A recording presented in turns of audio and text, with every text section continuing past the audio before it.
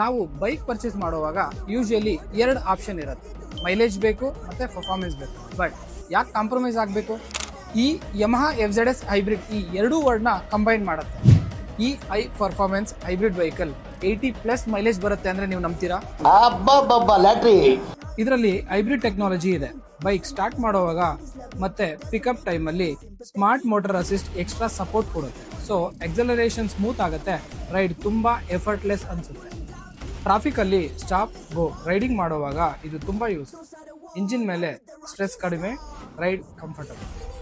Mileage ಬಗ್ಗೆ ಹೇಳ್ಬೇಕಂದ್ರೆ hybrid assist ಇಂಜಿನ್ನ efficient ಆಗಿ ವರ್ಕ್ ಮಾಡೋಕ್ಕೆ ಹೆಲ್ಪ್ ಮಾಡುತ್ತೆ.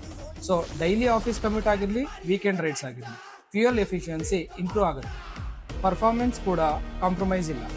Quick pickup, smooth acceleration, better fuel economy ಇವೆಲ್ಲನೂ ಒಂದೇ ಬೈಕಲ್ಲಿ ಸಿಗುತ್ತೆ. ಪರ್ಫಾರ್ಮೆನ್ಸ್ ಬೇಕು, ಮೈಲೇಜ್ ಬೇಕು ಅಂದರೆ ಇವತ್ತೇ ಶ್ರೀಜಯ ಯಮಹಾ ಯಲಹಂಕ ಅಥವಾ ಸುಂಕದಕಟ್ಟೆಗೆ ವಿಸಿಟ್ ಮಾಡಿ ಈ ಯಮಹಾ FZS ಹೈಬ್ರಿಡ್ನ ಟೆಸ್ಟ್ ರೈಡ್ ಮಾಡಿ.